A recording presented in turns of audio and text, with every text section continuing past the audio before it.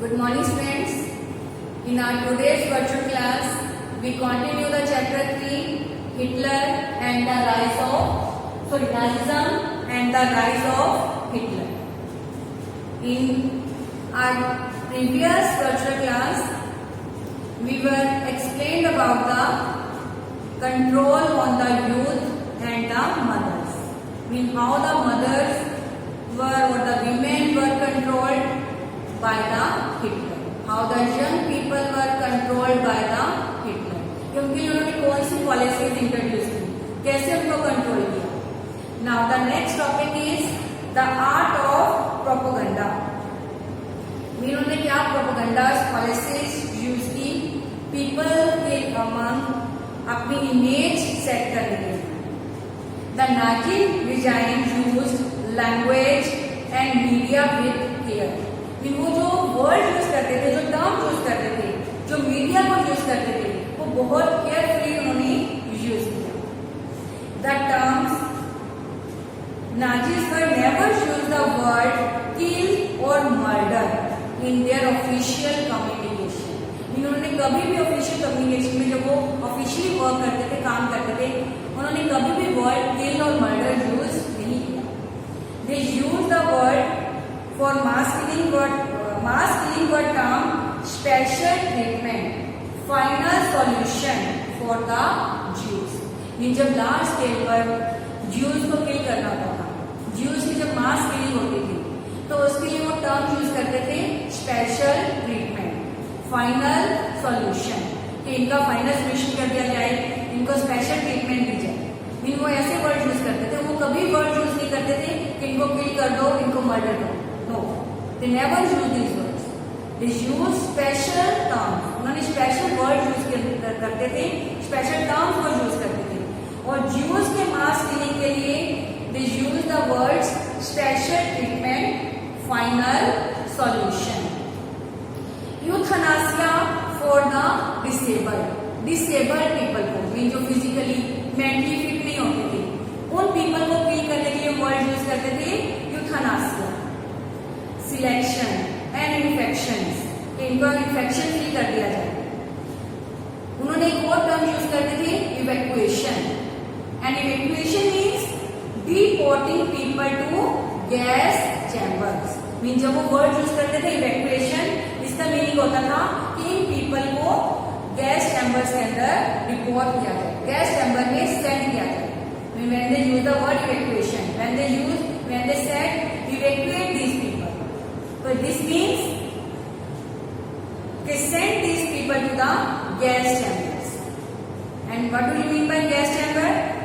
Underline it. Gas chambers were labeled disinfection areas and looked like bathrooms equipped with fake shower heads. और जो gas chambers होते थे, उन rooms के ऊपर लिखा होता था डिसइंफेक्शन रूम्स, कि इनसे बॉडी को डिसइंफेक्टेड किया जाता है. इन्होंने अपने स्पेशल टर्म्स यूज करते थे वो. लेकिन वो जो डिसइंफेक्शन एरियाज होते थे, वो जो गैस चैम्बर होते थे, वो क्या होता था, एक बाथरूम के जैसा रूम होता था, उसमें एक शावर लगा होता था. लेकिन उस शावर में से पॉइजनस गैसेज जो है वो रिलीज होती थी, और उन पॉइजनस गैसेज के थ्रू जो लार्ज नंबर में पीपल हैं उनको किल किया जाता था. तो this is the gas chambers. And the Nazi ideas were spread through visual images, films, radio, posters, catchy slogans and leaflets. ये नाजी आइडियाज को प्रमोट करने के लिए उन्होंने विजुअल इमेजेस, पिक्चर्स की हेल्प की, फिल्म्स, रेडियोस, पोस्टकार्ड, स्लोगन्स, इन सबके हेल्प से उन्होंने नाजी आइडियोलॉजी को प्रमोट किया. बहुत सारे उन्होंने पैम्पलेट्स पब्लिश किए, बहुत सारी ऐसी फिल्म्स उन्होंने प्रोड्यूस की जिनमें नाजी आइडियोलॉजी को प्रमोट किया जाता था. बहुत सारे ऐसे स्लोगन्स उन्होंने बनाए जहां पर जो जर्मन एनिमीज थे, जर्मन जिनको हेट करते थे, उनके लिए जो स्टीरियोटाइप इमेजेस हैं, वो इमेजेस उन्होंने सेट की. एंड अंडरलाइन करो, propaganda films were made to create hate for Jews. And the most famous film was The Eternal Jew. भी बहुत सारे उन्होंने ऐसी फिल्म्स भी बनाई जिनके थ्रू ज्यूज के लिए हेट क्रिएट की। और इसमें सबसे जो एक पॉपुलर फिल्म थी उसका नाम था द एटर्नल ज्यू, जिसके थ्रू बहुत ज्यादा जो हेट है ज्यूज के लिए वो हेट क्रिएट हुई among the Germans. And Orthodox Jews were stereotype and marked. They were shown with flowing beard, wearing kaftans, whereas in reality it was difficult to distinguish German Jews by their outward appearance. देखो उन्होंने एक stereotype images set कर दी Jews के लिए कि Jews कैसे हैं, उनकी बहुत बड़ी बड़ी बियर्ड है, दाढ़ी है, काफ्तान पहने हुए हैं। काफ्तान भी खुले खुले जो जैसे सऊदी अरेबिया के पीपल नहीं पहनते, वो लंबा लंबा सा गाउन होता है उनका, लूज गाउन, तो वो काफ्तान कि ऐसे वो ड्रेसेस वियर करते हैं। लेकिन अगर एक्चुअल में रियलिटी में बात करें तो कोई डिफरेंस नहीं था जर्मन ज्यूज और जर्मन पीपल के अंदर। लेकिन उन्होंने उनके लिए हेट क्रिएट करने के लिए, उनको सेपरेट करने के लिए, सेग्रीगेट करने के लिए, तो ये जो प्रोपोगंडास हैं वो प्रोपोगंडास यूज किए। और जिससे जो पीपल हैं वो बहुत, जब उन्होंने बार बार इन फिल्म्स को, इन आइडियाज को रीड किया तो उनके लिए जो हेट है ज्यूज के लिए वो hate create. And the next topic is ordinary people and the crimes against humanity. Mean अब देखो जो ये नाजी आइडियोलॉजी थी इसने डिफरेंट वे में रिएक्ट किया। Some people saw the world through the eyes of Nazis. इन कुछ पीपल थे जो इन नाजी आइडियोलॉजी को फॉलो करते थे, जो इस नाजी आइडियोलॉजी में बिलीव करते थे।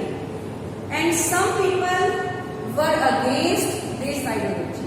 लेकिन बहुत सारे पीपल ऐसे भी थे जो इसको अपोज करते थे। जो ये जो हेट क्रिएट की गई है, ये जो एंगर क्रिएट किया गया among the Jews, for the Jews, तो उसको वो अपोज भी करते थे, उसके अगेंस्ट भी थे।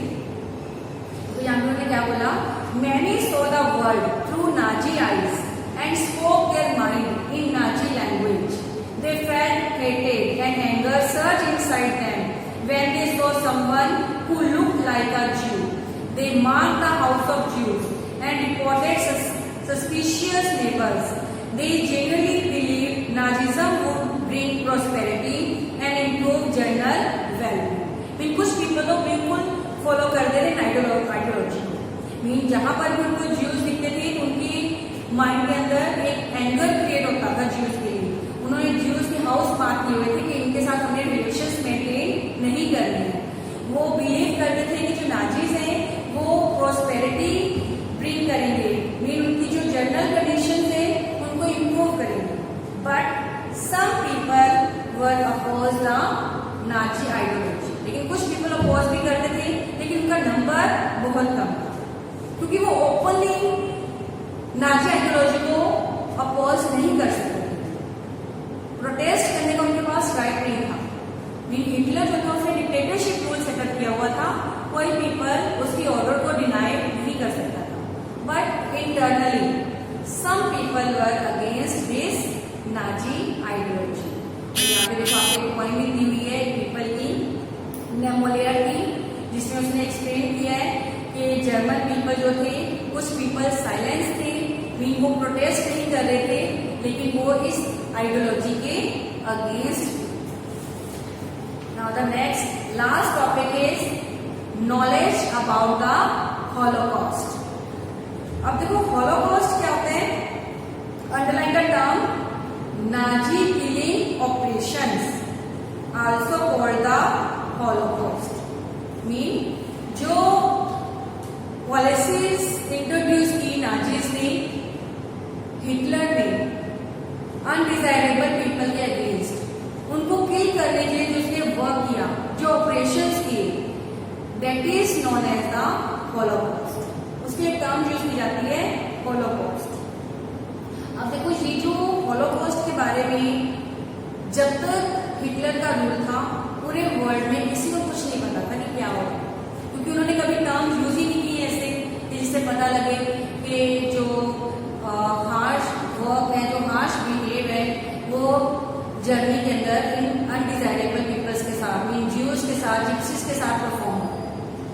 ये जो हॉलोकॉस्ट के बारे में नॉलेज है ये गेन हुई after the second world war.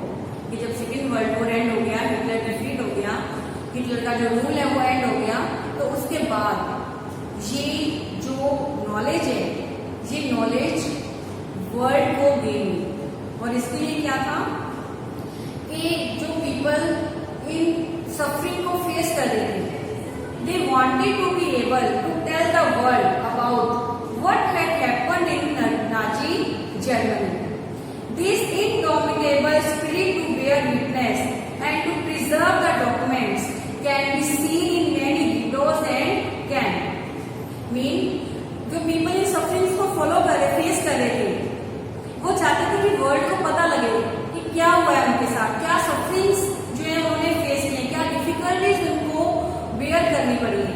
तो इसके लिए जब सेकेंड वर्ल्ड वॉर एंड हुआ तो बहुत सारे जो ये वीडियोज थे, कंसंट्रेशन कैंप्स थे, जब इनको सर्च किया गया तो इनमें बहुत सारे में डायरीज, नोटबुक्स जो हैं, बहुत सारे आर्काइव्स जो हैं वो फाइंड आउट हुए, जिनमें ये सारी जो सफरिंग्स थी, जो पॉलिसीज इंट्रोड्यूस की गई थी बाय द हिटलर और बाय द नाजीज, तो उनको रिकॉर्ड किया हुआ था।